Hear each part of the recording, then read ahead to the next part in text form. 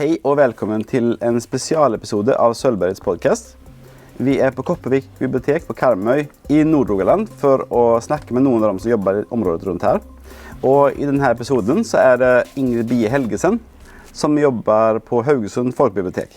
Det 45 minutter siden å kjøre herifra cirka.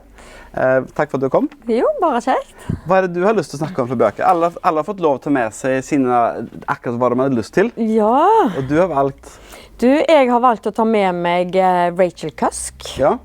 Hun vel kanadisk-britisk forfatter, og hun har jo skrevet ganske mange bøker etter hvert, men for meg så det liksom den Omriss-trilogien da, som står frem som det var det første jeg leste, og det som har treffet meg mest når jeg har lest bøker av henne etter det.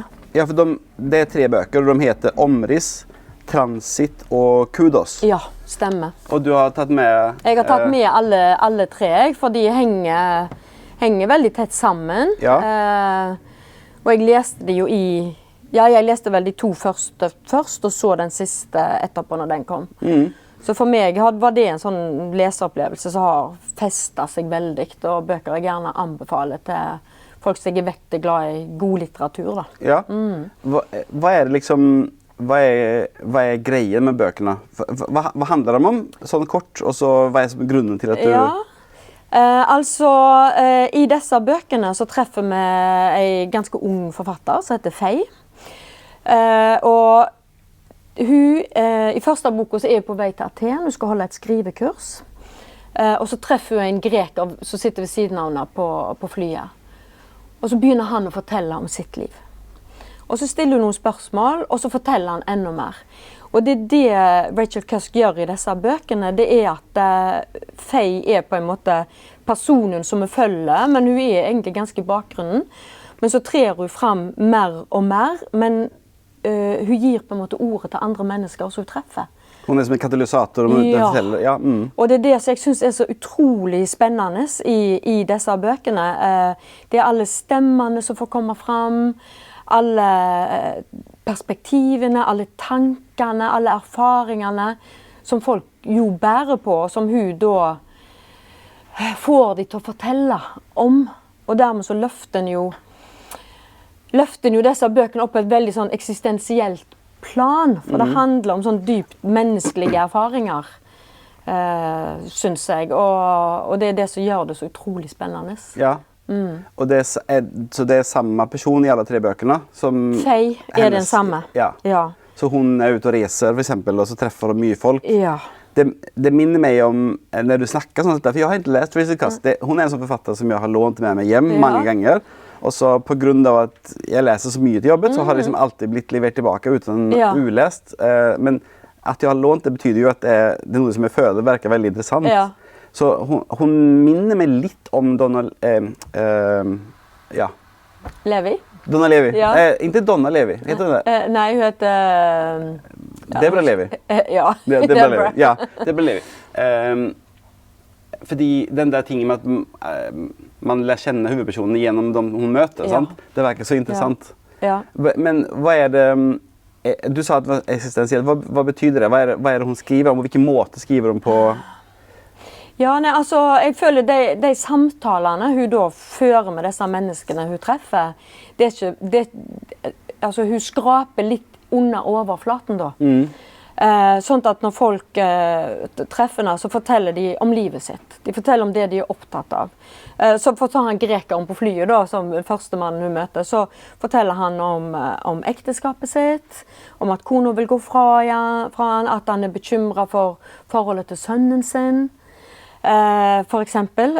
Og da får hun de til å fortelle hvorfor det vanskelig for deg, hva gjør du med det, hva følelser får du, hva du redd for.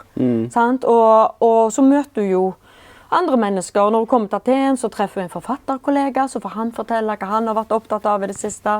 Og så møter hun huseieren som leier leilighet av, og så får hun telle sånn. Og da blir det så mange, for alle mennesker er jo forskjellige, alle har ulike erfaringer. Og det da du får liksom, jeg føler nesten du får litt sånn fugleperspektiv, og du blir utsatt for andre menneskers erfaringer som du overhodet ikke hadde hatt mulighet til å erfare selv da. Sant? Så det er det jeg synes er så spennende, så hun er så smart, sånn som hun forteller det. Og for eksempel i den andre boka da, som heter Transit, der har jo Faye selv opplevd et samlivsbrudd. Så der er hun alene, og så må hun på en måte klare seg selv plutselig. Hun må finne et nytt sted å bo, hun må sørge for at det pusses opp, relasjon til sønnen sin. Og da begynner hun å prate for eksempel med han polakken da, som pusser opp leiligheten hans. Han lever jo et helt annet liv enn henne. Han har jo innvandret, de er lavt nede på den sosiale rangstien. Så da er det jo dette med samfunn, politikk, disse her urettferdigheten. Og så ser du jo også at hun, spesielt i den andre boka, hvor hun trer mer fram selv, med sine nye erfaringer i livet. Dette med å være enslig kvinne, sant? Så da er vi jo inne på kvinnekamp, for eksempel. Det å være kvinne i en verden som jo er ganske dominert av menn, for eksempel. Så det å bringe noe nytt, og ja, kunst, politikk, livets gleder, livets sorger, altså de rommer så ekstremt mye av disse bøkene. Og det synes jeg er veldig spennende. For meg så var det en helt ny leseopplevelse å lese Rachel Cusk. Hun har jo fått fantastiske kritikker. Ja. The Washington Post mener at dette blir stående som et mesterverk etter denne perioden. De mener at hun fornyer sjangeren, sant? At det er nesten en blanding av skjønnlitterært og kanskje liksom form av essayistisk. Og så skriver hun jo veldig selvbiografisk. Det er jo heller ingen hemmelighet å bruke egne erfaringer. Og sette ord på det som sikkert mange opplever, mange tenker, mange føler, men kanskje ikke har ordene da. Ja, for jeg leste et eller annet sted om at hun en sånn der person som tenker sikkert kommer få Nobelprisen. Hun vel kanskje litt ung enn de skal alltid være så gamle, men ja, vet du hva, det tror jeg på. Ja, det tror jeg på, virkelig. Men når du sier at hun er så smart, er det skummelt smart, eller er det mer interessant smart, eller hur er det? Nei, jeg synes det er interessant smart. Ja? Ja, for jeg er ikke noen sånn høylitterær person i det hele tatt, men det traff noe veldig i meg da, og jeg leste de på en sommer, og det var faktisk en veldig sånn fine sommer, så jeg burde vært mer ute, men jeg klarte ikke å legge det fra meg. Ja. Rett og slett, det var så fascinerende og interessant, og gjorde noe med meg som leser da, følte jeg, om mennesket, hvor du plutselig blir eksponert for andre sine perspektiver. For vi tenker jo ofte sånn at egne erfaringer er allmenngyldige, men de er jo ikke det. Det är ju det absolut bästa som finns när boken du läser är så bra att du sniker dig undan för att du vet att du borde vara i solen, men det är så fantastiskt att läsa att du bara gå på trampolinen, mamma ska läsa så. Ja. Så for meg var det en sånn leseopplevelse. Jeg har jo lest noen av de andre bøkene hun har skrevet også. Da er jeg veldig inne i dette med kunst, og hva kunst gjør det. Men her er det der en dype menneskelige erfaringene.